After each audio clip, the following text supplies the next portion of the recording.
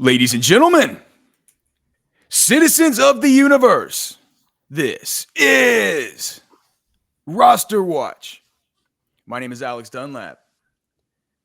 I'm joined by Cody Carpentier. I'm also joined by the Trash Man. And boys, it's a big day. Pumped to be back here on Monday for the daily show with you guys. Today we'll be talking about late round fantasy football draft picks, players to target. Should we be targeting them? Should we be avoiding the risk? What it is that we're interested in when we're getting into the later rounds of our fantasy drafts, be it best ball or season long, or who knows? I don't know who you guys have come up with here, possibly towards the end of dynasty rookie drafts. So a bunch to get to today. Let's start with Trash Man. Who do you got, brother? All right. First off, I have Marvin Mims of the Broncos.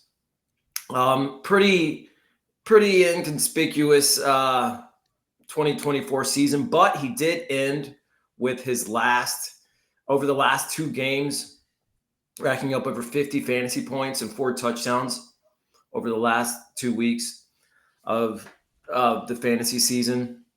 So, you see the trajectory start to, it was a major boost of the last little bit of the season, but it was a good spot to end on.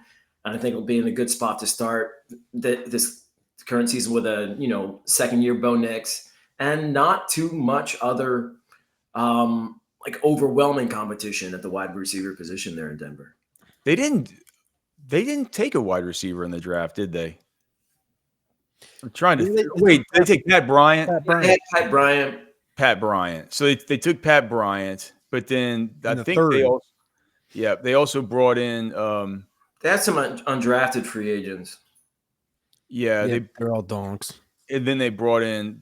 I forgot they brought in A.T. Perry. I don't think that matters that much. I don't know, man. It's like here's the thing about this. Here's the thing about this show, man. You guys probably need to get. At least for me, you're going to need to get the old barf bags out a little bit. Man, these are late round players. I can't say that I hate on Marvin Mims. It's what Cody always said going back to that draft. Is this was I believe this player was this the first player that Yep. Cody, what is the thing? Was it Brandon Cook's corollary? It was his first draft pick of the Broncos. Yeah. So yeah, super talented guy. We know. Look, man, it's like, do you really have to close your eyes that much to see him being the wide receiver 2 in this offense over Devon Vele? No. I think he could end up catching more balls than Sutton. Well, it's just that the one, I guess the one countervailing thing would be if there is some kind of continued connection from college between Troy Franklin and Bo Nix, if those guys operate in similar quadrants of the field whenever they're at their best. So I can get behind it, I guess. I'm not what is his ADP? His ADP right now 150. And who's going around him? Like who's he like right around? Bateman. Okay. Matthew Golden, Romeo Dobbs. I think I'd rather have Golden for sure. Certainly rather have him over Dobbs. Jalen Wright, yeah. Isaac Rendo, Jerome Ford. All right. Cody, who do you got? I'm going to move down a couple more spots. All of my guys are outside the top 120. That's kind of how I, deferred to late round is past round 10 in a standard 12 team. So I went ADP 132 to a rookie. I'm going to go Jaydon Blue, running back for the Dallas Cowboys. Again, we've talked about Jaydon Blue enough on enough shows, but when you look at this backfield, it's Javonte Williams, it's Miles Sanders. They brought in Jaydon Blue in the 5th, Phil Maffa in the 7th from Clemson, Jaydon Blue, of course, from Texas. They go out, add George Pickens on the outside. They got CeeDee Lamb, Jake Ferguson. They added to the offensive line. They bolstered everything up. I think this team's going to be top 5 in scoring in the NFL this upcoming season. And Jay Blue out of the backfield, catching passes. As long as this guy can stay healthy all season, in the 11th round, this is a quintessential rookie value pick here in the late rounds of all your drafts coming up. And I think this ADP is going to continue to climb and probably be inside the top 120 when we get to August. I mean, he's going now mid-second round in dynasty rookie drafts if you're drafting with sharp people. He's up 41 spots in the last 3 weeks since the draft happened. So is that as much? That's almost that's probably not quite as much as RJ Harvey, but man, that's a big bump, dude. Yeah. All right. So we love Jaydon Blue. Like we said, I love that he's wearing number 34 for the Cow. He looks awesome wearing that and wearing number 34. I sure hope that's not a Darwin Thompson.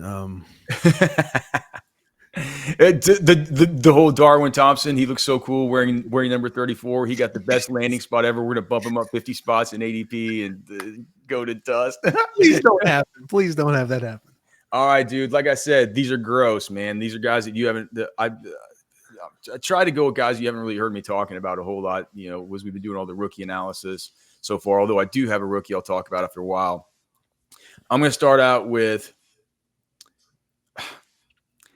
Hunter Henry. Okay, Hunter Henry right now is going as tight end 22. Okay, tight end 22 on Underdog. We like Drake May. We think he's going to be good. We want pieces that are going to be connected to him moving forward. And if you just look at Hunter Henry last year with Drake May, so he's going as tight end 22 right now. He was tight end 13 with Drake May in fantasy points per game. He was tight end 10 in expected fantasy points per game, 10.6. If you look at fantasypoints.com during the games where Drake May started, and I excluded week 18 because you'll remember that was the Joe Milton game, right? I think did Drake May come in and play maybe for like a series in that one and then go out? Regardless, that was the Joe Milton game, so I didn't count that one. But I believe it was weeks 6 through 17 that I was looking at. If you look at fantasy points data, he was in their first read percentage, which I think is just an awesome stat. Like for tight ends, he was tight end 9 in first read percentage across the whole league last year at 21.6% whenever Drake May was in there. He was Drake May's first read 21.6% of the time. He was with Drake May, he would have been tight end 10 in target percentage. It was an 18.3% target share and tight end 7 in air yards. So a 19.3% target share. Overall with Drake May starting, right at 9.5 fantasy points per game. When Drake May was not starting, he was at 5.8 fantasy points per game. They did add some targets in. They've added in, I think most notably Stephon Diggs and the rookie Kyle Williams. But they added Mac Hollins, who's a run blocking specialist. He's an absolute zero. They didn't take any tight ends in the draft. They only added UDFAs. There's zero competition as a pure tight end. They have Austin Hooper and they have Jaheim Bell. Really, that's it. There's no target competition there. They've added an elite pass pro running back in Travion Henderson. And when you just know when you have an elite pass pro running back that allows the tight end to get out more often as far as his routes, less chipping, all the rest of it. The way I see it, Hunter Henry's probably going as far as positionally, you're taking 10 tight ends too early if you're taking them ahead of Hunter Henry. Trash man, back to you. I'll go with another tight end, and that's Dalton Kincaid. Finished, really? To me, it seems like based on what he's done production-wise, it feels like, all right, I'll be interested to hear it. It's like, it feels like Dalton Kincaid's been frustrating, man. Well, he has been frustrating, But the thing was, what we found out is that he was playing, through a torn PCL. And I think that had a lot to do with his usage last season. Only ran routes on 50. Wait, hold on. Ran what? Ran routes on 58% of dropbacks. Routes? I mean, you say like you can say route. It doesn't matter. Those are interchangeable.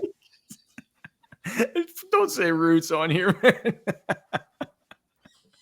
Okay. I guess you could say roots. I like it. Ran a route. It sounds kind of going on the bottom of the trash cans. Yeah. You know, I come from an international family. That's very true. So Kincaid heading to year 3, and year 3 usually is when it's Trashman actually calls his aunt his aunt. What's up? He actually calls his aunt his aunt. No, I do. I mean, look at how you spell the word, but you throw me off on what I'm talking about here. That's year 3 for Kincaid. It's usually year 3 that tight ends, if they do pop, that they actually do. I just think the Bills haven't really done much at the wide receiver position, at the pass catchers, and Kincaid he's primed for a bounce back season in his 3rd year. I love the talent of him. I have him in some dynasty. I have him in some tight end premium dynasty stuff where I'm just like, dude, I took this guy way too early. But hey, I'm hoping for it, just like you are, Trash Man. Frustrating as all hell. I'll say that with the Kincaid stuff. Well, now you can get him at a decent value. That's the thing. When you said his name, I was like, is he really going that late? And then I pulled up, like, after Tucker Kraft. Okay, I guess we can have this conversation. So I don't mind it. I'll stay in the AFC. I'll go receiver, though. It's going to be Cedric Tillman with the Cleveland Browns. Speaking of teams that didn't really bring much in, this team literally brought in 2 UDFAs, DeAndre Carter and Deontay Johnson. So pretty much nothing, if you ask me. So Cedric Tillman starting a wide receiver right now with Jerry Jeudy and Jamari Thrash, 5th rounder from Tulane last year. The biggest question mark in Cleveland, I think, is Jamari Thrash really slotted in to be the wide receiver 3? Technically our lads has him ahead of David Bell and Cedric Tillman ahead of Michael Woods. That's literally the starting 5. Like, Carter will make the roster probably, but like Tillman, Thrash, Jeudy, Michael Woods, who I love, David Bell, 3rd round pick 4 years ago, and DeAndre Carter. That's maybe one of the worst receiving cores in football. You don't think Johnson's going to push him for targets? I don't know if Johnson's going to make the roster. I mean, I tend to think that Johnson's biggest problem doesn't come, on the field. Well, I know, but he's got to get on the field, right? That's the biggest problem. He's been on how many rosters? 4 rosters in the last 12 months? Like, if he can make it through camp, I think we'll have that conversation. He'll be an insane value. But Johnson's cooked, man. Yeah, I'm not going to I'm not going to attach myself to that much either right now.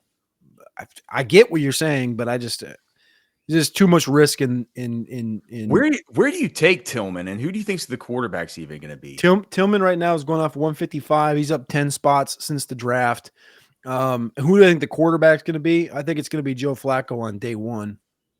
And I'm not sure we're going to see either of these rookies unless it starts to get really sideways midway through this. Like, which you could somewhat expect, but I don't really know what to have expectations for Cleveland right now. But if it ends up like starting 2-6 or something, I think you might start seeing a Gabriel or a Shador. But I would say it's going to be Joe Flacco from the jump, and then potentially some Kenny Pickett in there. And if it's Joe Flacco, I think Joe Flacco is going to just feed Cedric Tillman, a guy that last year we saw kind of burst a little bit more onto the scene in a few games. And as far as how I see Cedric Tillman, the last part of the season, 8 catches for 81, 7 for 99, 6 for 75, 2 touchdowns in that game with 7 catches against the Baltimore Ravens. Like, he shows there's a little bit of Nico Collins in there, and it took Nico a minute to get going.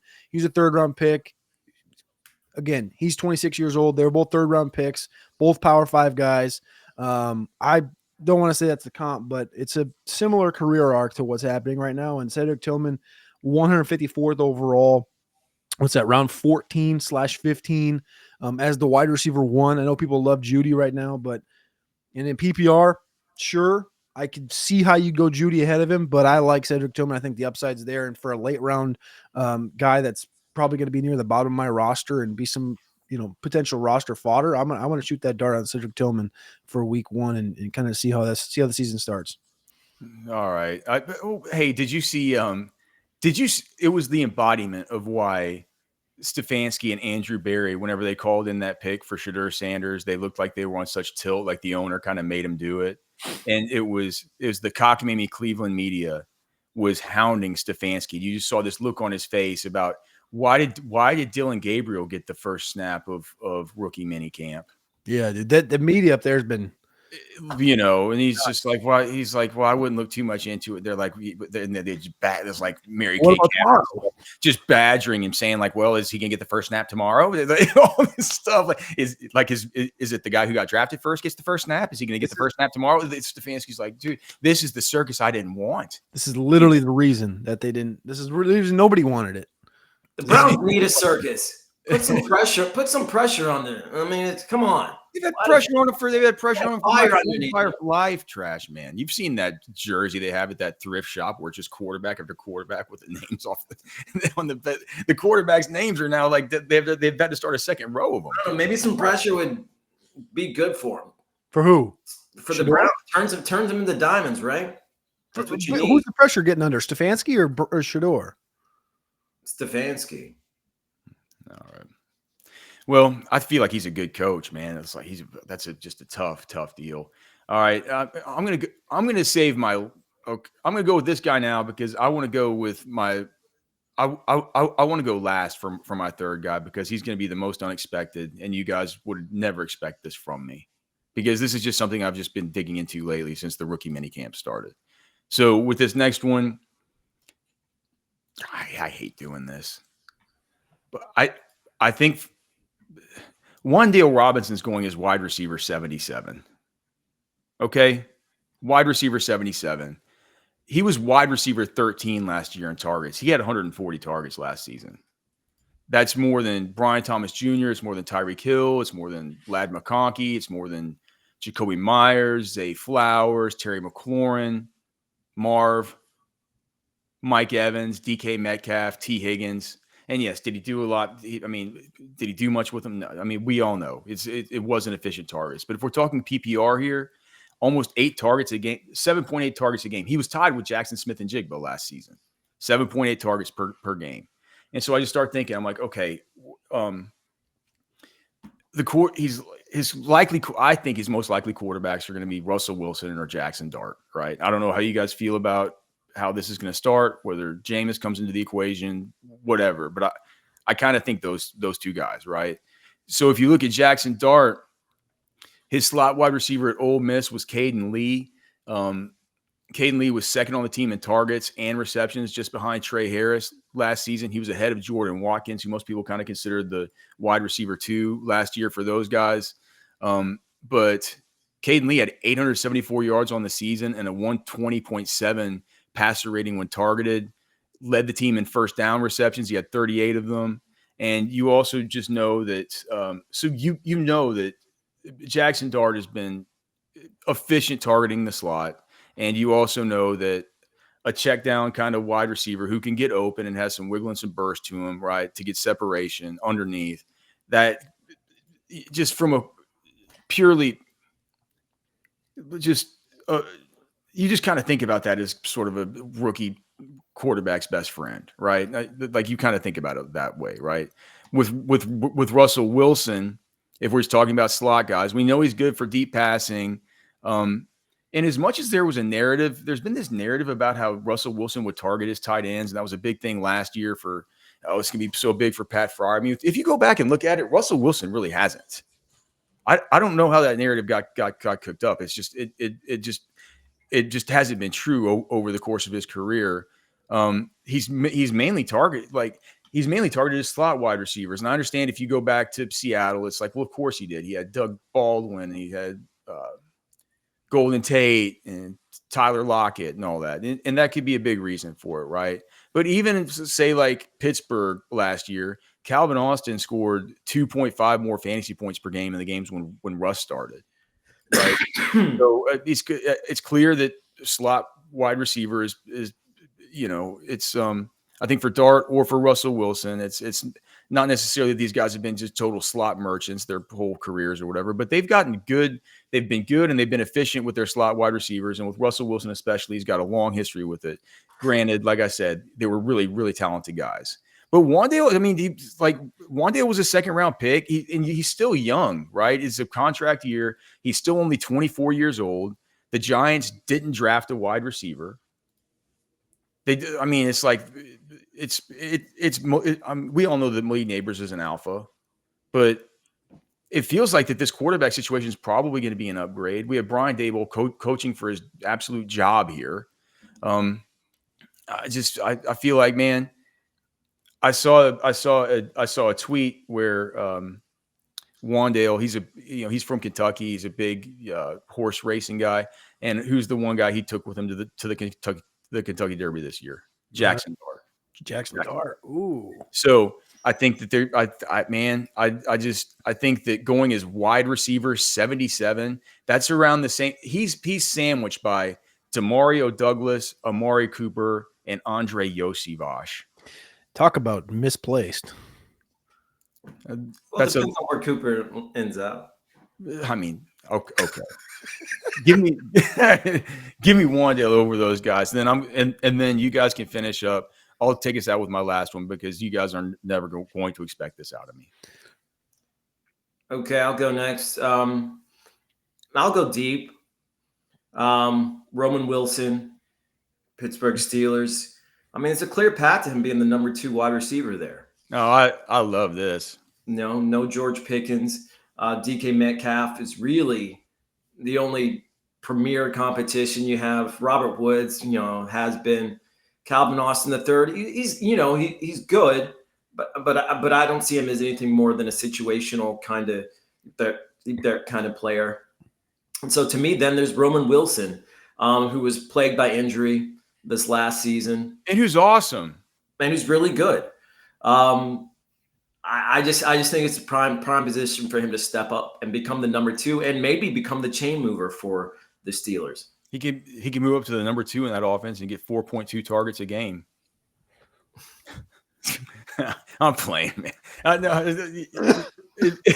If things go well, like you said, man, super talented. I'm still wondering who's gonna throw him the football. That's fair. Will Howard, baby. That's got to be. I mean, I want Will Howard to be the starter. Sounds stupid, but that's what I want to see. Willman could be his Igbuka. I got 2 left, but I'll go here first. Will Shipley, 196th overall. Listen, dude. What's the first thing that comes to your mind? Nothing. The Kenneth Gainwell is gone, I guess. Yeah, but how many touches did Saquon Barkley have last year? A lot. Do you know that number off the top of your head? Oh no, what is it? 378. I'm gonna say probably 3 something. Going into his age 28 season, 378. This is pick 196. So this is round 16, 17. It's your last pick. They got AJ Dillon there. I don't. Oh God, trash man, get out of here, dude. What? I think that I think this is the one time whenever you trash man, you used to say stuff on the Sirius XM show, like you would say that you would be able to get into an NFL game and throw for 40 yards, or that you would be able to, if you give trash man 10 shots to tackle Adrian Peterson in full gear. I never said that once. Stuff. Well, you said things like this. I legitimately think that kind of hyperbolic thing.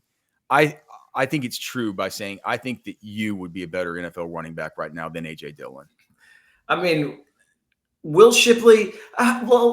In the Eagles offense, they have 3, sometimes 4 relevant players, and that's it. And I don't see that changing. Well, but I think what Cody's saying is if anything were to happen to Saquon, you have absolute gold on your hands, and nobody's thinking about that in the same way that they do with other hands. And the thing is, I don't even know if Shipley takes goal line carries if that happens. Well, you're always going to have an issue there with the tush push with goal line carries, of course.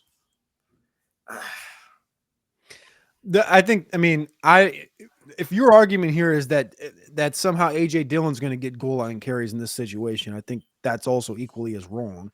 Like, they're not just going to be like, oh, Saquon's down. Guess what?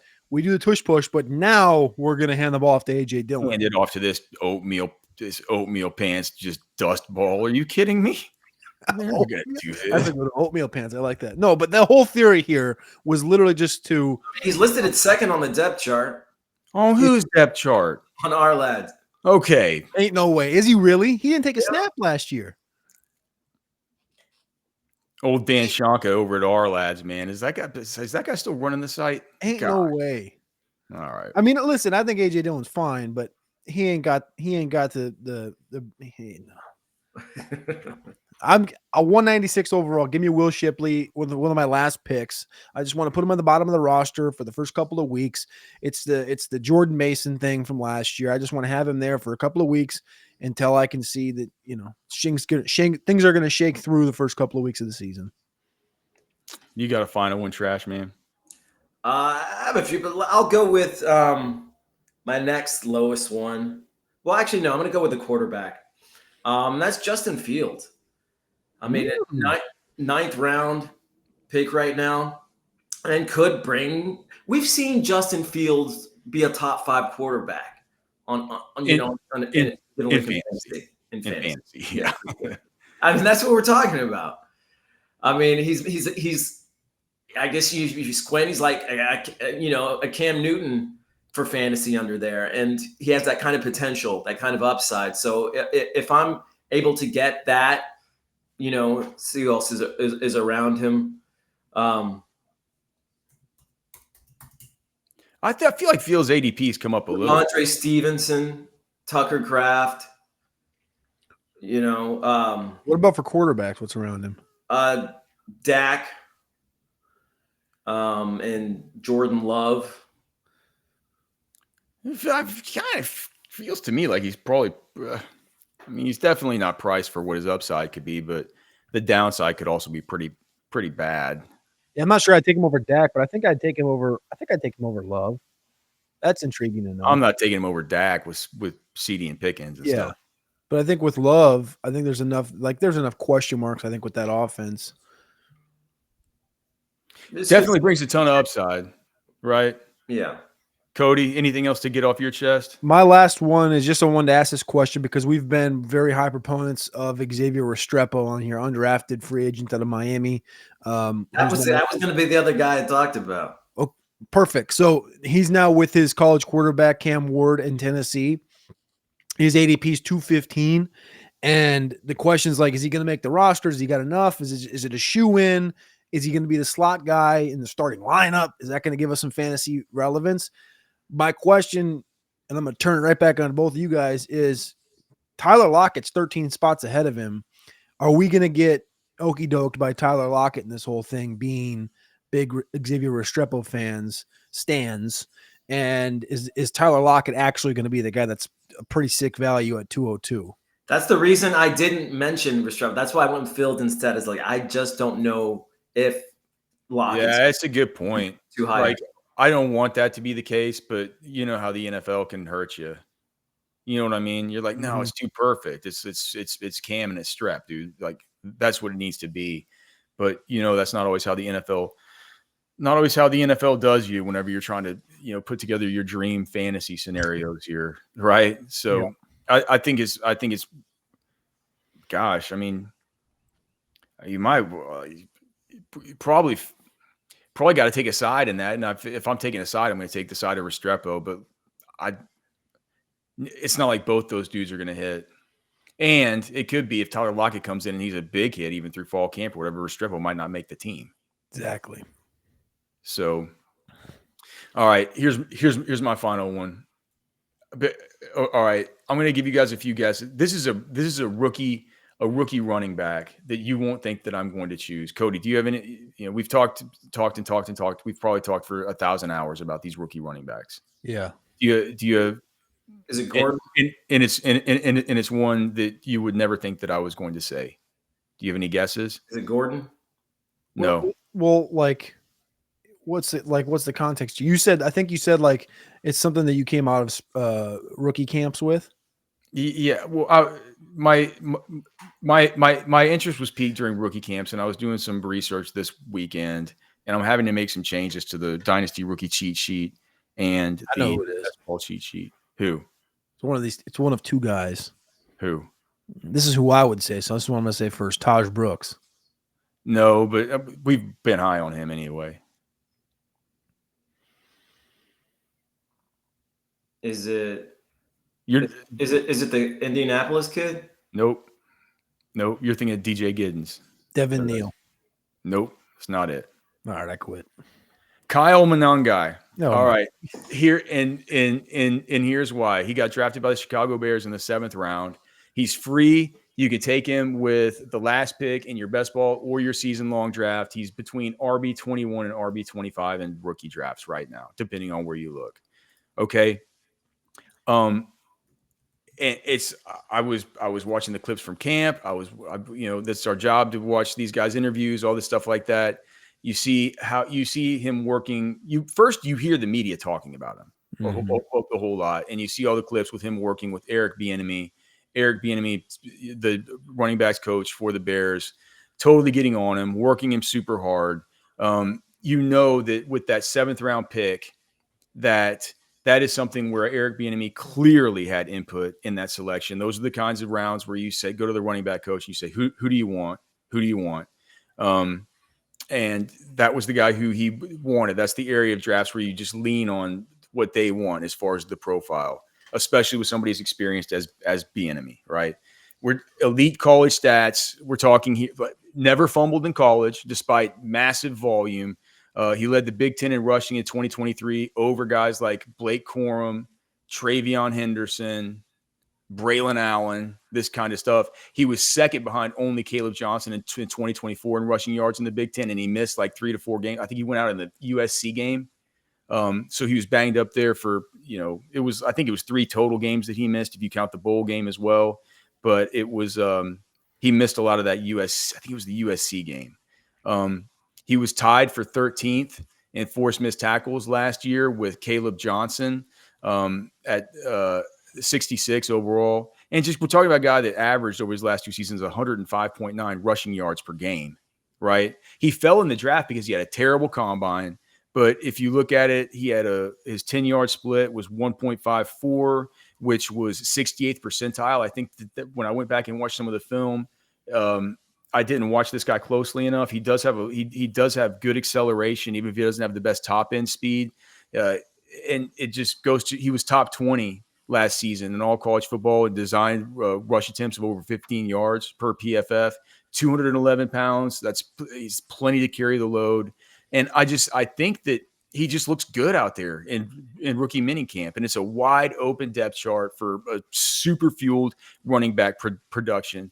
And, it's like you hear the Chicago media talking about when they talk about this guy, it's like they needed a running back, right? They needed somebody to team with DeAndre Swift and Roschon Johnson, who, whether you like it or not, they talk about him like he's just a short yardage back up there. Whenever you hear the Chicago media talk, they talk about him like he's just a short yardage back, right?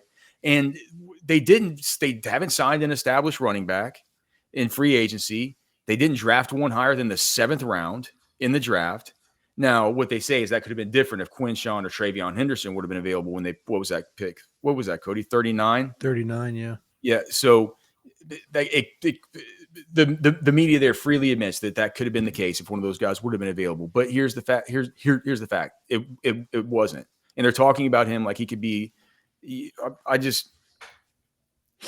talking about an elite college producer here who, yes, tested badly at the combine. He's not going to comp well as far as his statistical comps to really anybody. But good vision. He had the good breakaway run rate, despite the fact that we don't really like the top end speed. I think it goes to show that acceleration, 68th percentile acceleration at the combine. And when I just think about a running back from Rutgers, look, I can't help but thinking about another 7th rounder, Mr. Isaiah Pacheco.